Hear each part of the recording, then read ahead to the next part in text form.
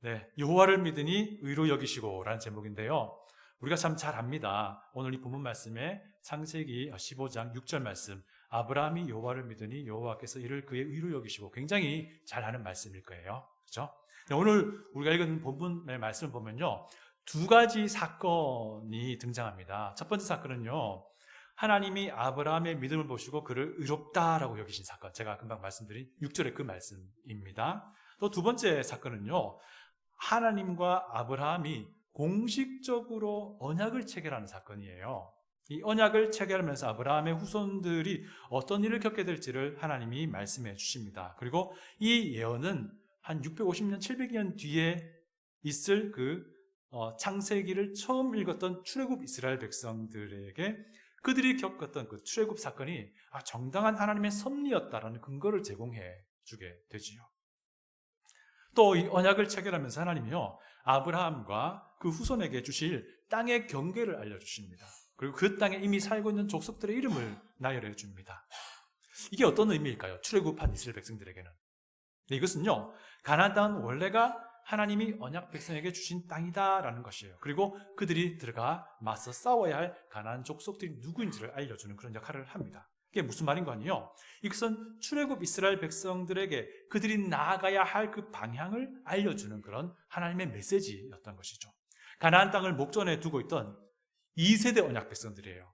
그죠? 2세대 언약 백성들이 앞으로 나아가도록 동기를 부여해주는 그런 하나님의 메시지였던 것입니다. 그들은 이 기록된 모세오경, 특별히 창세기, 오늘 이 본문을 통해서 하나님의 경외의 말씀을 듣고 힘을 얻었던 것이다 라고 우리가 생각할 수 있지요. 네. 근데 오늘날도 마찬가지입니다. 우리도 새 언약 백성이잖아요. 그래서 우리 그리스도인들에게는 기록된 성경 말씀이 있고요, 이 성경을 통해서 하나님의 경륜을 우리는 읽을 수 있습니다. 이 기록된 말씀을 통해서 하나님의 인도하심을 얻을 수 있습니다.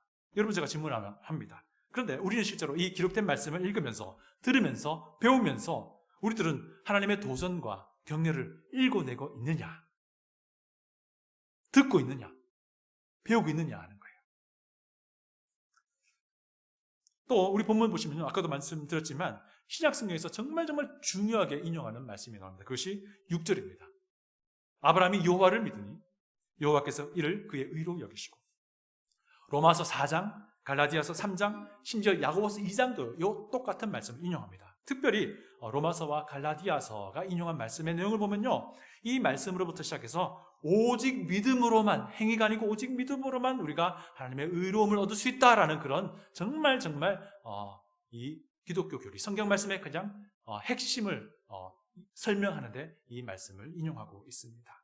이것을 우리가 한자말로 이신득의라고 말하죠. 혹은 이신칭의라고 말합니다. 믿음으로 의를 얻는다, 믿음으로 의롭다함을 칭함받는다, 이런 뜻입니다. 그래서 이 부분은 너무너무 중요하기 때문에 제가 기회 되면은 이신칭의와 관련된 이 복음에 대한 말씀을 여러분 나중에 한번 또 기회 되면 나눌 수 있길 바라고요. 오늘은요, 이 두 가지 사건에서 아브라함이 이 두 가지 사건에서 어떻게 행동하는지를 보면서 우리 예수님을 구주로 믿는 믿음의 제자들, 예수님의 제자들이 나아가야 그 삶의 모습이 무엇인지 두 가지를 좀 살펴보고자 합니다. 첫 번째는요, 이겁니다. 이 성숙해진다는 것은요, 믿음이 성숙해진다는 것은요, 하나님과의 건강한 양방향 관계를 통해서 이루어진다라는 것을 우리가 볼 수 있습니다. 아브라함이 가나안 땅에 발을 디딘 때가 75세 때였어요. 물론 그 전에 아브라함은 하나님의 말씀에, 그 계시의 말씀을 듣고 그분의 부르심에 응답하죠. 그래서 아버지와 함께 아브라함이 갈대아 우르를 떠난 겁니다. 하란에 거할 때도 하나님이 나타나셔서 계시의 말씀을 주셨습니다. 하란을 떠나라. 그때 아브라함은 하란을 또 떠났습니다. 가나안 땅에 들어온 아브라함은요, 기근 때문에 가나안을 벗어납니다. 그리고 애굽으로 내려가죠. 이게 나중에 보니까 자신이 잘못된 결정이었어요. 그러나 그런 자신의 잘못된 결정에도 불구하고 아브라함은 애굽에서 정말 놀라운 부흥과 대각성을 경험합니다. 애굽에 내려갔을 때에 아브라함은 자신의 어떤 실수와 연약한 그런 결정 때문에 일어난 이런 일들에도 불구하고 하나님이 자신의 편에 서 있는 것을 경험합니다. 애굽의 바로 왕을 오히려 하나님이 질책하는 것을 봤잖아요. 그리고 다시 가나안으로 돌아옵니다. 그리고 그 뒤로는 아브라함은 가나안을 떠나지 않습니다. 메소포타미아 연합군이 가나안 땅을 쳐들어왔을 때에 아브라함은 민병대 이끌고 그들을 공격합니다. 그리고 아브라함은 사로잡혔던 포로와 모든 재산들을 다 되찾아오잖아요. 그리고 그때 소돔 왕 베라라는 사람이 야, 그 전리품은 내가 다 줄게 라고 제안했을 때 그 제안을 아브라함은 거절합니다. 이런 모든 과정을 통해서 아브라함은요, 점점 성숙한 신앙인의 모습을 갖추어 나가고 있었던 것입니다. 그리고 이제 우리가 창세기 15장을 보는데요, 창세기 15장을 기점으로 해서요, 아브라함의 이전과 이후에 변화된 모습이 관찰이 돼요. 그게 뭐냐면, 이전에는요, 아브라함과 하나님 사이의 대화가 양방향이 아니었습니다.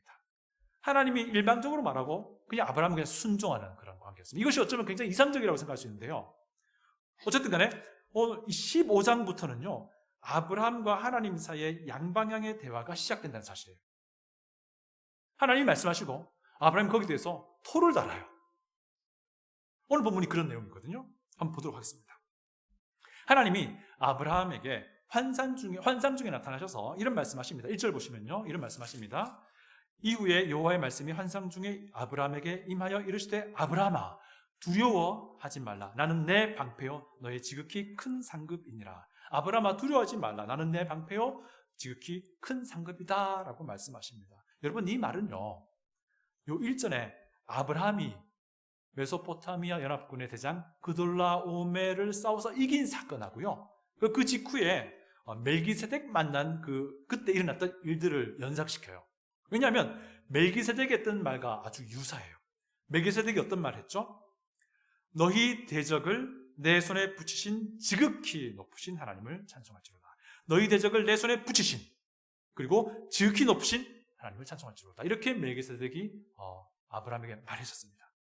그래서 오늘 지금 본문의 15장에서 하나님이 말씀하기를 나는 내 방패요 라고 말하는데, 이 말은 너희 대적을 내 손에 붙이신과 상응하는 거예요. 아브라함이 이길 수 없는 전쟁에서 이긴 것은 하나님의 능력 때문이었고 하나님이 방패가 되어주셨기에 가능했다는 거예요. 또 두 번째, 너의 지극히 큰 상급이다 라고 하는 말은요, 멜기세덱이 한 말 지극히 높으신 하나님을 찬송할지로다와 대응이 됩니다.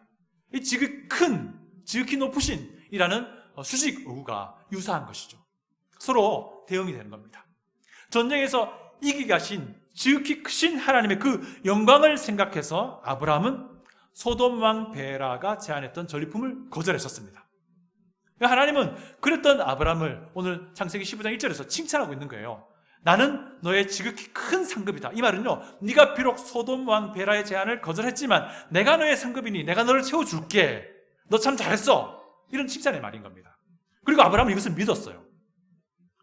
그런데 2절, 3절 아브라함이 대답하는 부분을 보면은 이게 아브라함이 좀 시큰둥하는 그런 모습입니다. 이게 왜냐면요, 아브라함에게는 이것을 못 믿었다는 게 아니라 하나님께서 아브라함의 큰 상급이 됨을 믿었지만 아브라함에게는 또 다른 어떤 의문점이 있었던 거예요.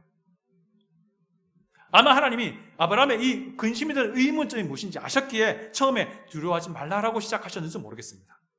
아브라함의 첫 번째 의문은 뭐냐면요, 하나님이 큰 상급을 분명히 주실 것인데 누가 그것을 상속받으면 될까요? 라는 게 문제였습니다.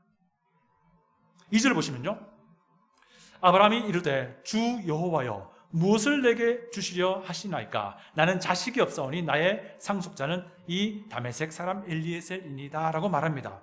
이게 무슨 뜻이냐면요, 이렇게 이해하셔야 돼요. 하나님께서 내게 다 필요한 것을 다 채워주실 것을 내가 믿습니다. 지금까지 그렇게 해오셨으니까요. 지금까지 하나님은 아브라함에 그렇게 해오셨어요. 그런데 제게 무엇을 주신들 내 핏줄에게는 상속되지 못할 것 같네요. 이것이 아브라함에게 해결되지 못한 의문이었던 거예요. 여러분, 롯과 헤어진 뒤에 하나님은 아브라함에게 그의 자손이 땅의 티끌처럼 많아지겠다라고 약속해 주셨습니다. 그런데 이 일은 아브라함의 상속자를 통해서 이루어질 일이잖아요. 누가 상속자가 되느냐에 따라서 결정된 문제라는 거예요. 그런데 문제는요, 지금도 아브라함은 자녀가 없는 상태라는 겁니다. 사라가 불임이었기 때문입니다. 그래서 아브라함 측면에는 이런 생각을 할 수 있는 거죠. 창조주께서 수많은 후손을 약속하신다면 나의 생물학적 자녀를 통해서 상속되면 좋겠는데 라는 생각을 아브라함이 할 수 있는 거죠. 그런데 그때까지도 자녀는 없었어요. 그래서 엘리에셀을 상속자로 세우겠다고 말하는 겁니다. 이것은 근데요, 우리가 잘못 오해하면요, 아브라함이 불신앙 가운데 하는 말 아니냐라고 생각할 수 있는데 그건 아니에요. 왜냐하면요, 일단 이때까지만 해도 하나님께서 누구를 통해서 상속하게 될지는 말씀하지 않으셨어요. 그리고 두 번째, 이런 모습은요, 그 당시로서는 이상한 것이 아니었어요. 이 당시에 자녀가 없는, 고대 근동에 자녀가 없는 그런 아주 유력한 가정에서는요, 입양을 통해서 상속을 하기도 했었어요.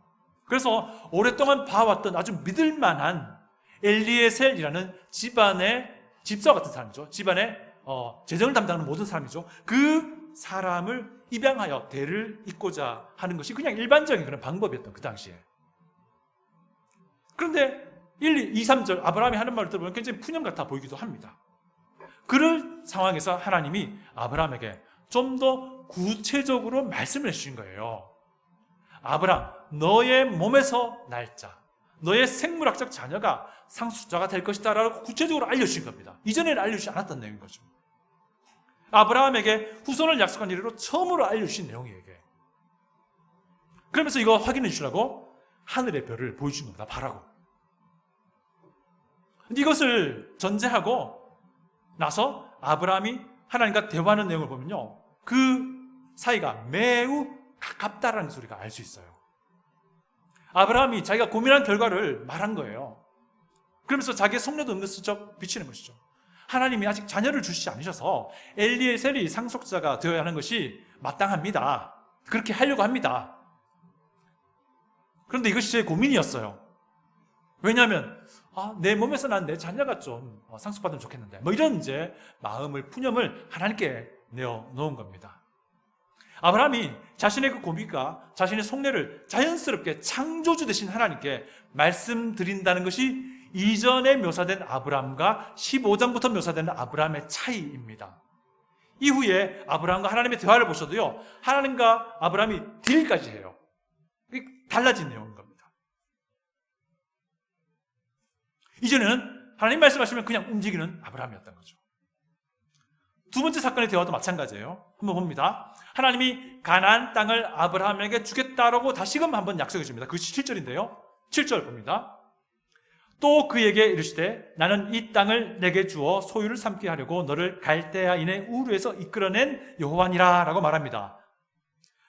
그때 아브라함이 하나님께 당돌한 요구를 합니다. 이 약속에 대한 증거물을 좀 주십시오. 그게 8절이잖아요. 주 여호와여, 내가 이 땅을 소유로 받을 것을 무엇으로 알리까?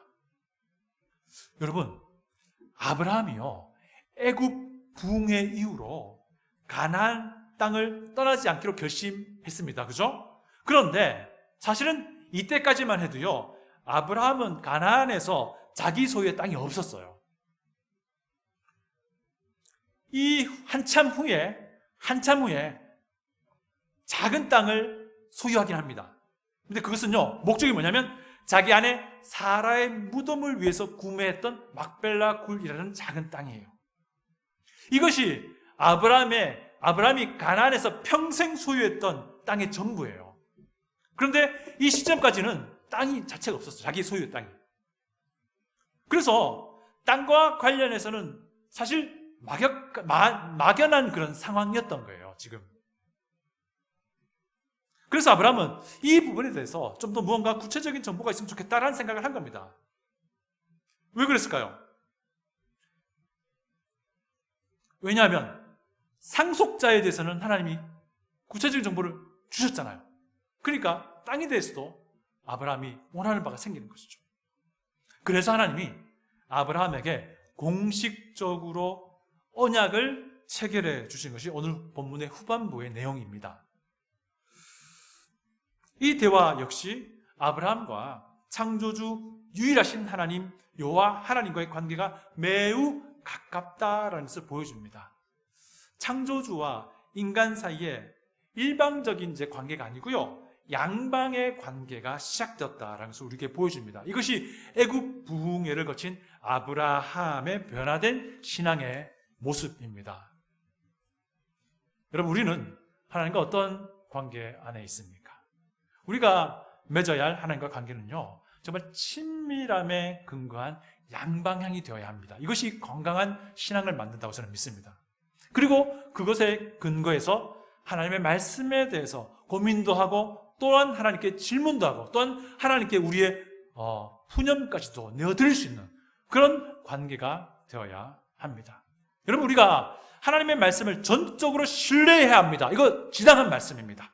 그렇게 되어야 합니다. 그러나 이 하나님의 말씀을 전적으로 신뢰해야 한다라는 말이요, 우리가 무조건 하나님의 말씀이니까 그 내용이 무엇인지 알아볼 필요도 없고 고민해보지도 않고 무조건 받아들여야 한다는 것을 말하는 건 아니에요. 만약에 이런 방법으로 신앙생활을 하신다면요, 이단들의 가장 손쉬운 표적이 되는 거예요. 저는 여러분들께 부탁드립니다.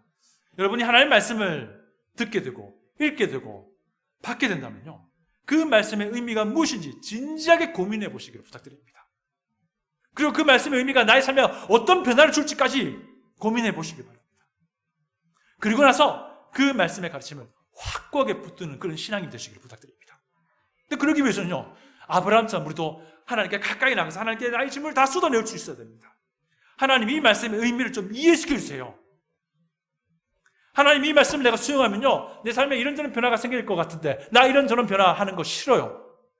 그런데 하나님의 말씀을 수용해야 될 것 같습니다. 왜냐하면 하나님의 말씀이 맞거든요. 내 마음을 좀 변화시켜 주세요. 차라리 이렇게 되기 위해서는요, 하나님과 아주 가까운 관계가 되어야 돼요. 여러분, 하나님은요, 우리가 감히 범접할 수 없는 거룩한 존재이신 건 사실입니다. 그러나 동시에 하나님은요, 우리와 함께 하시려고 성육신하신 분이십니다. 여러분, 우리 이렇게 생각하셔야 됩니다. 죄인들에게는 하나님이 범접할 수 없는 존재이시지만 하나님의 백성에게는 하나님은 둘도 없이 가까운 사이라는 사실이에요. 이 가까운 관계를 우리가 무엇을 통해서 알 수 있을까요?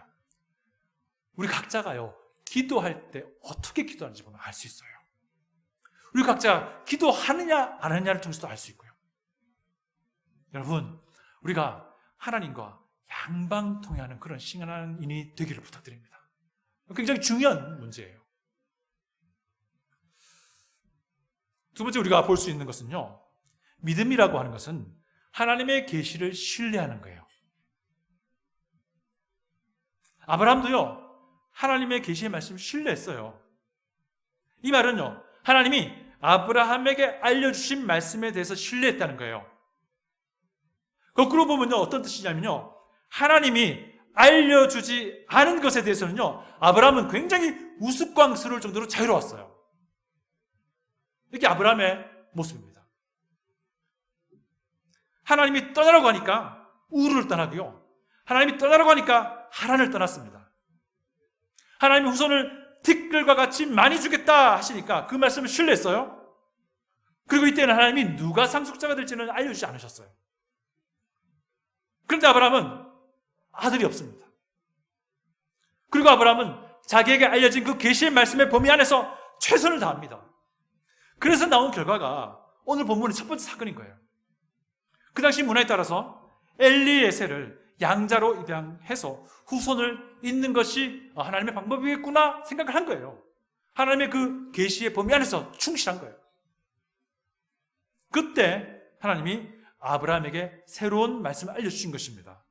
네 몸에서 나온 자가 상속자가 된다라는 것이었습니다. 그 진전된 계시를 알려주신 거예요. 그럼 사람이 별을 보여주신 것이고요. 그때 유명한 15장 6절 말씀이 나온 겁니다. 아브라함이 여호와를 믿으니 여호와께서 이를 그의 의로 여기시고. 여러분, 아브라함이 여호와를 믿었다는 말이요, 하나님의 존재를 이제 믿었다는 말입니까? 아니에요. 아브라함은 이미 그 전부터 여호와를 알았고요, 믿었고요, 그 말씀에 순종한 사람이에요. 여기에서 아브라함이 여호와를 믿었다고 하는 것은요, 하나님이 아브라함에게 새롭게 알려주신 그 계시를 믿었다는 뜻이에요. 새롭게 알려준 그 계시가 무엇입니까? 아브라함의 몸에서 날짜가 상속자가 된다는 그런 내용이었어요. 이 본문의 맥락 안에서요.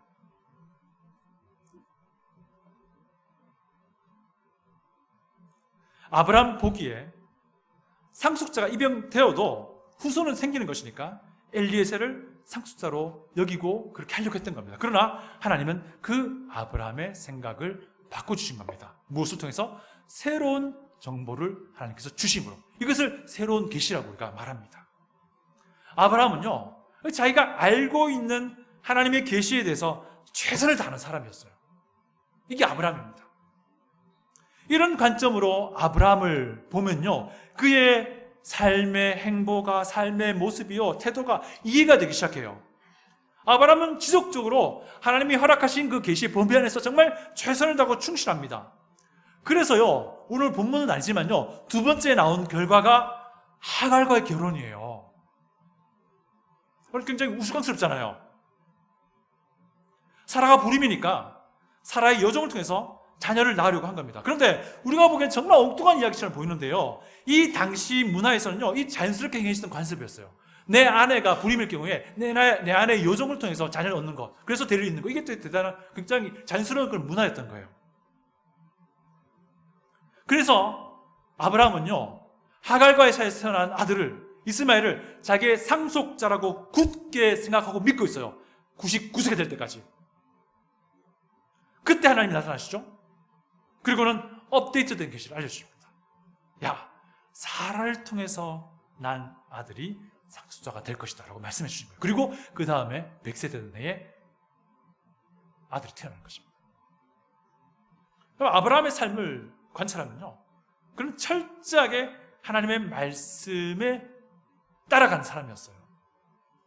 오늘날로 생각해보면 아브라함의 모습이 너무 어리석고 우스꽝스럽습니다. 그렇지만 그 당시로서는 아브라함의 행동은 좀 자연스러운 모습이었어요. 더군다나 아브라함은요, 자신의 계시된 그 하나님의 말씀, 하나님이 자신에게 알려주신 그 계시된 말씀에 대해서 최선을 다하는, 그 범면에서 최선을 다하는 삶을 살았다라는 것입니다. 여러분, 우리는 어떻습니까? 우리 역시 마찬가지입니다. 하나님의 계시의 말씀에 최선을 다해야 됩니다. 아브라함이 그랬던 것처럼 말이죠. 그런데 아브라함과 우리의 차이가 있어요. 아브라함에게는요, 하나님의 계시가 한 번에 다 주어지지 않았던 것이에요. 그래서 우리가 보기에는 정말 우스운 그런 모습을 아브라함이 보여주고 있는 겁니다. 그런데 하나님은요, 아브라함의 그 우스꽝스럽고 어리석은 모습임에도 불구하고 하나님은 그를 그렇게 우리가 생각하는 것처럼 보지 않았어요. 오히려 그것을 의롭다라고 보신 거예요.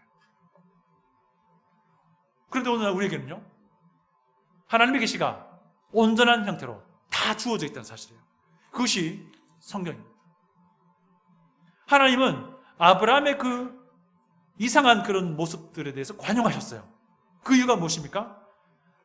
하나님의 계시가 다 주어지지 않았고 아브라함은 주어진 그 계시 안에서 최선을 다했기 때문에 그런 겁니다. 그런데 우리에게는 하나님의 계시가 다 주어져 있습니다. 그래서 우리는 아브라함과 같은 그런 어리석은 모습을 보이지 않아도 되는 사람들인 거예요. 우리가 해야 할 일은 이미 주어진 하나님의 모든 계시를 부지런하게 알아가는 일이에요. 하나님의 계시의 책인 성경을 가까이 하는 일이에요. 여러분, 여기 앉아있는 우리 중에서 누가 이런 말 할 수 있겠습니까? 나는 성경 66권에 통달한 사람입니다. 난 더 이상 성경 말씀 가까이 하지 않아도 됩니다 라고 하시는 사람이 있습니까? 없잖아요. 하나님의 말씀을 부지런히 알아가야 돼요. 그래야지 아브라함의 이 우스꽝스러운 모습을 우리가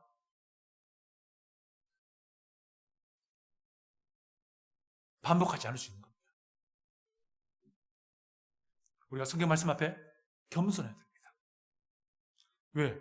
성경은 우리가 읽어도 또 읽어도 새로운 하나님의 메시지 우리에게 전해지지 않습니까? 여러분, 하나님의 계시의 책인 성경 말씀 앞에 우리가 정말 최선을 다하는 신앙인이 될 수 있기를 축복합니다.